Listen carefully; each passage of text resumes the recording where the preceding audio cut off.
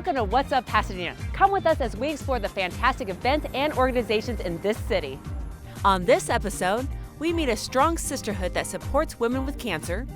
We visit the epic Pasadena Bead Design Show, give you some tips to get ready for the upcoming school year, learn about the Pasadena Casting Club, and stop by the Jackalope Indie Artisan Fair.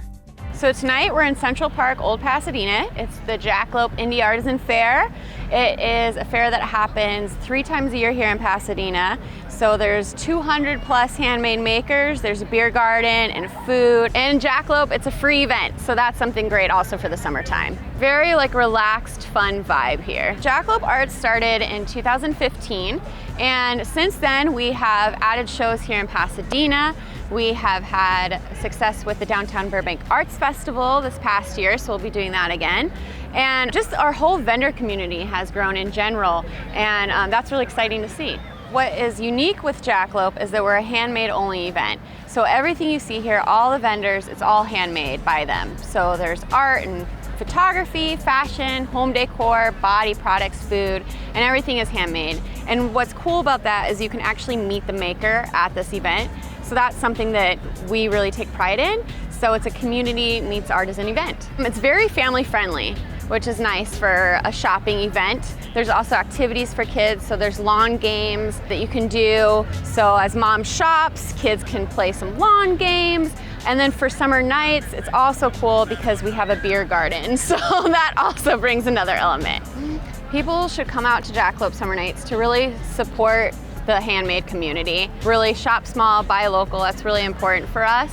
But then also the food, there's so much great food here. So you definitely need to come hungry because there's vegan option and then there's great barbecue, so there's literally everything. Supporting the shop small movement and supporting local artists is really important. Just for a lot of these are just one woman, one man shows, and so it really impacts them. So when you purchase an item from them, it means something a whole lot more. And that just goes right back to them and to their business and to their dream. And that's just something that we find really empowering. Jackalope and Central Park in general is a great venue for the artisans here because everyone is so receptive of it. This whole community has been great ever since we started. Jackalope Summer Nights is a fun nighttime activity because there's not too much going on. So it really brings everyone an excuse to come out and shop and hang out.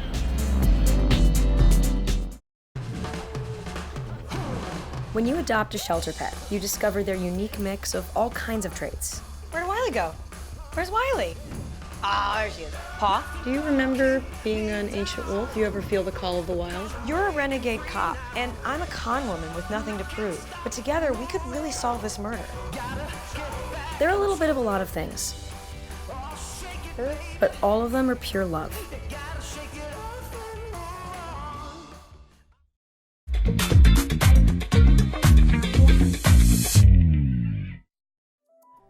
In Pasadena, there's an organization committed to improving the quality of life for women living with cancer and cancer survivors. The Foundation for Living Beauty is a nonprofit organization whose mission is to educate, uplift, and empower women with cancer. So in 2005, our founder, Amy Satchu, wanted to do something for her mother, Joni, and 2 of her friends who had also been diagnosed with cancer. So she started by doing a beauty day to help lift their spirits. And she quickly realized that women with cancer needed more. And so the organization quickly evolved into a wellness and support organization, providing women with cancer the opportunity to learn healing modalities that would support them in their journey. Living Beauty currently provides services to more than 750 women with cancer. We provide services to any woman with cancer, any type of cancer at any point in her journey. Women who are newly diagnosed and in treatment are looking for guidance and support from people who have already been through the journey. And the people who have been through the journey are looking for the opportunity to pay it forward and support other women who are starting along the same path. The Foundation for Living Beauty provides a number of wellness opportunities and experiences for women with cancer. Our signature events are our overnight retreats, which are a 4-day goddess wellness retreat, which provides women with cancer an opportunity to experience a number of different healing modalities, and our Serenity Yoga Retreat, which is a 3-day retreat focused on yoga for cancer. We, in addition, do a number of day retreats that might focus on one particular area, like heart healing or nutrition or guided meditation. We also do educational seminars and a number of sisterhood building events. Today we are having our summer sisterhood event. We do this every summer where everybody brings potluck items and we just enjoy each other's company and celebrate summer and go dip in the pool and just relax and have a good time. I think the best thing is that everything is free for our women and we have access to so many different resources, from nutrition to essential oils to yoga to, you know, all of those different things that hospitals don't just offer. So it's kind of just one of those organizations that finds those gaps and tries to fill the gaps for our women. All of our retreats and all of our different things really mean a lot to all of the women, including myself. Everviolet is a lingerie and loungewear company that nurtures changes in a woman's body following treatment for cancer. It is our mission to support women through all stages of recovery.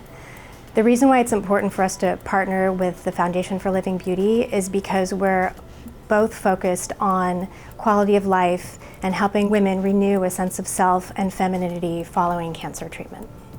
Women with cancer struggle with so many issues in addition to their cancer treatment.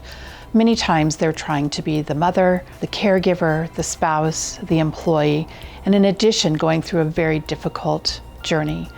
We believe that women who have the opportunity to experience different kinds of holistic wellness thrive and are able to better deal with all of the circumstances surrounding their journey. My biggest moment was when I realized I was re-diagnosed and I had to, you know, figure out what my next journey was, and I had put it out to the world of our Living Beauties on our little Facebook group, and the phone calls, the emails of all these women just uplifting you and bringing you higher up, you know, and not doomsday with you, you know. So it was that moment that I realized, like, this is amazing support network. I first found Living Beauty after my second diagnosis. I just moved to Los Angeles and I didn't know anybody. I had complications with my surgery and I attended my first retreat through Living Beauty. It was a yoga retreat. And I learned to trust my body again, which for me was the turning point I needed. It was through the yoga and through the support that Living Beauty gave me. There's sort of an intuitive way that Living Beauty is and the way they work with the people.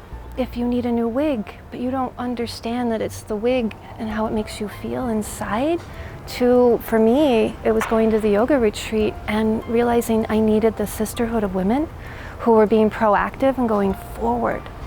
Because the first thing I promised myself when I got cancer was I wasn't going to let it hold me still. And so Living Beauty has continually reminded me that I can. Living Beauty changes women's lives.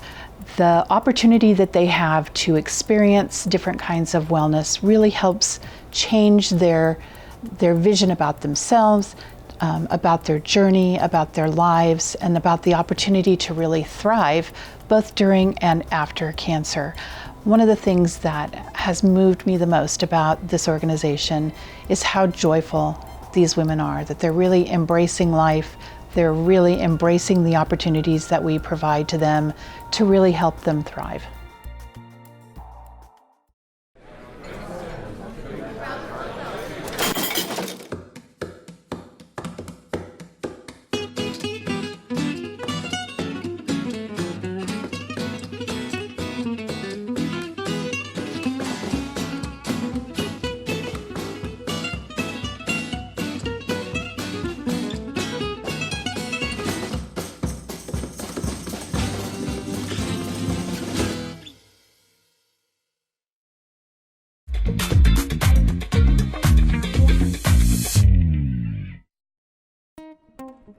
If you love making jewelry or appreciate handmade art, the Pasadena Bead and Design Show is not to be missed.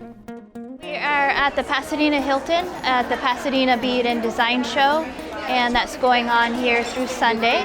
We have artists and artisans, over 300, as well as hands-on workshops, and everything from beads and gems, gem cutters that are showing their wares, to finished jewelry and art clothing.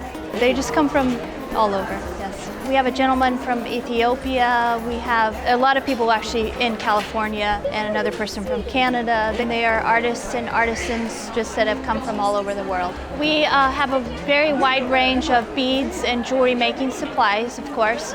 We also have fine gems, anywhere from diamonds to also gemstones. We have different peridot to turquoise and lapis. We have a lot of antique pieces.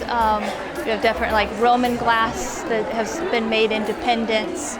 We also have textile artists that are hand woven pieces, and then they turn them into accessories and art clothing and hats, and then all the finished jewelry pieces that you can make with it. So we have workshops, a lot of workshops in metalworking and metal clay. There's this art clay silver. So basically you work with a clay and then you fire it and it turns into pure silver. So you can make a pendant, draw it out, press a design into it. You fire it in a high temperature kiln and then it comes out with pure silver. So that's one of our favorite workshops. And then we also have bead knotting, stringing. You can create a full necklace or a bracelet or earrings. Another great one is electroforming. So you take different pieces like shells and things, and you can add like copper, and it soaks in different chemicals and all forms together. I think what makes us stand out is the variety that we bring in. You can find pretty much everything that you're looking for to make jewelry, as well as if you are not into jewelry, we have all the finished pieces and the clothing and everything. So it's basically all wearable arts that we offer, and in a wide range of prices too. So whatever your price range is, we offer that. Pasadena is a big supporter of arts and crafts. That's one reason why we have also started our newest edition, the Pasadena Arts and Crafts Show, which will be happening every November. November 8th through 10 is our next one, and the Pasadena community is just great and supporting the arts. We are here for the Bead Design Show twice per year. January is our next one after that, and then again into July, and then we're in November for the Arts and Crafts Show. I, Krista, take you, Jamie, to be my wife. When we found out that we were pregnant, we were just elated. We were just sitting there waiting for the pediatrician. She said she won't be taking you in as a client.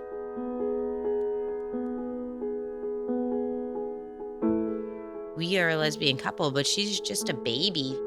She's the one you're denying the service to.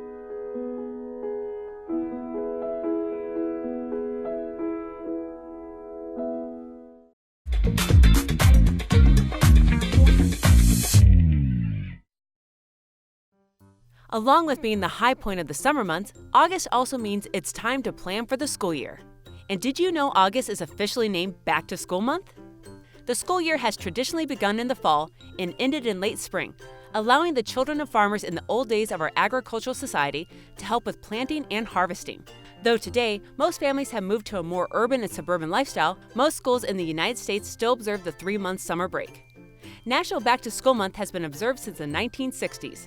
Today, we are still preparing children for the new year, which includes everything from supplies, clothes, checkups, planning schedules, and making new friends. For all you busy parents, and even some of you still in school, here are some tips to help get the family ready for the upcoming year. Nowadays, most public schools have online resources to help you get the list of school supplies, books, and technology your kids will need. Teachers are always happy to engage with parents and look forward to answering your questions. And today, it's much easier to keep in touch and keep an eye on your children's school activities, as most schools have app portals explaining curriculum and scheduling. There are apps like iHomework or My Homework to help your kids organize assignments. Like any app, these will help your child become more on top of their schedules, and you can monitor their progress too. Discuss what your kids can expect on the first day so they feel more prepared. Perhaps, if this is the first time your child will be attending a particular school, you can schedule an orientation appointment with the school's administration. Knowing where to go and the size of this new environment will help make it easier to adapt on the crucial first day. With back-to-school activities, new clothes are usually near the top of the list. It's always a good idea to get this done early to avoid the rush at stores or to ensure availability if shopping online. Some stores, online and brick and mortar, offer up savings for early shopping. Remember, include your kids in back-to-school shopping by letting them pick out their items. The transition from staying up late and getting up late to early school hours can be jarring for some kids. Try starting a school-influenced sleep-wake schedule a week or so before that first day. You might meet with some resistance on this one, but keep firm. Point out the positive aspects of starting school to create a good feeling about the first day of class. They will see old friends and meet new ones. Talk with them about the good experiences they may have had in the past at school or with other groups of children. And no matter what grade or school your child is in, be involved. Join activities, sports, and groups in school. This will help new students acclimate better to the new school, make new friends, and experience teamwork, which will help in the future. There you have it, some quick and easy tips for getting ready for the school year. Can I tell you a cat joke? Just kidding. Why did the girl ask the mushroom to dance? Because he was a fun guy. What do you call a pig that knows karate? Pork chop. So how does a tissue dance? Put a little boogie on it.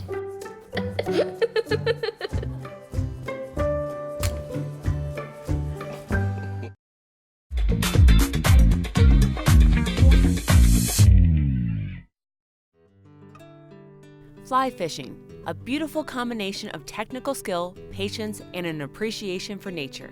A club dedicated to the sport recently brought a national casting tournament to the city of Pasadena. The Pasadena Casting Club is a fly fishing club located right here in Pasadena, established in 1947. And what we do, we're a group of anglers that focus on casting, also conservation, the education, and the sport and science of fly fishing. We currently have 376 members. Our members come from all over Pasadena, folks from little kids to people that are 80, 90 years old. Our club was essentially started to be an organization of fly anglers where there's tournaments and there's castings, but we also have a component that provides charitable donations, for example, from our fundraisers to these other programs.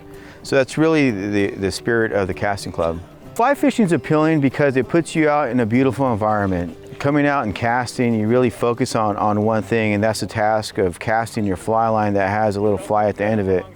You can see behind me folks are casting, and that really takes a lot of skill. It takes hand-eye coordination, it takes mental focus, and instead of focusing on your day-to-day job or on your work, you focus on something that's more physical. You're outdoor, you're not looking at a computer screen, and the motion of what you're thinking in your mind and controlling what your hand's gonna do.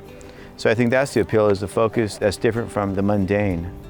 The 111th National Casting Tournament of the American Casting Association is a tournament of casting events, competitive events. They include distance events with spinning rods. That's what's happening behind you right now. Distances up to 300 feet. On Saturday and Sunday, we'll have what are called the accuracy event down at the casting pond. This is with a single-handed fly rod and with a series of targets. It's extremely challenging but engaging. You can't stop doing it. And despite the long history of the Pasadena Casting Club going back to 1955, it's never been held here. So a group of us decided that it was high time that the national tournament was held in Pasadena. We're expecting competitors in the area of 40 to 50. They're coming from all over the country. I just spoke with a gentleman this morning practicing down at the pond who's here from Pittsburgh. I've been to 2 World Championships, one last summer and then one 3 years ago. And then I've also been to nationals since I was 9 or 10. So I've been to a lot of these tournaments, and yeah, I've met a lot of people, and a lot of people have helped me get to where I am. The rings in the scoring system, you have to cast inside the ring. If you make it inside the ring, you get a score. If you miss the ring, you're deducted 2 scores. More generally, the perfect cast is one that successfully accelerates that fly line along whatever trajectory you want it to go. And then it flies straight and true like an arrow or a spear that's been properly launched. It's a graceful but challenging, technically demanding sport. And it's something which you can get very good at and still never master. So the effort and intrigue of getting better is always there. I would definitely encourage people to join the club. We're always looking for new members because it provides vigor to our club. and we're a club that's open to folks from all different backgrounds, all different walks of life. We have various outings throughout the year, whether you're going up to Oregon, going to Alaska. We fly tie at least once a month at our clubhouse, where we have open fly tying by master fly tyers that give instruction. We practice ethical angling, where we don't necessarily keep our catch. We want to practice catch and release. We want to conserve the fishery, conserve the environment. I think it's really important to have something in your life that which, as the saying goes, at which you can get better. And casting is one of those sports. If you're not into tennis or golf, I invite you to come down to the casting pond and try out casting. It's something that is endlessly fascinating, and throwing that perfect cast is something that's just immensely gratifying. Here's your events calendar for the month of September. Free Second Sunday Philippines Cultural Day on September 8th at USC Pacific Asia Museum. The 2019 Bride World Expo on September 15th at the Pasadena Convention Center. Pasadena Greek Fest on September 20th at St. Anthony Greek Orthodox Church. BowleyCon on September 21st at the Pasadena Convention Center. Final Fridays Food Truck Festival on September 27th at the Rose Bowl Stadium. Los Angeles Chocolate Salon on September 29th at the Pasadena Convention Center. 21st Annual Wiggle Waggle Walk on September 29th at Brookside Park. That's your events calendar for the month of September. Thanks for joining us on this episode. Be sure to follow us on social media and visit us at pasadenamedia.org. We'll see you next time.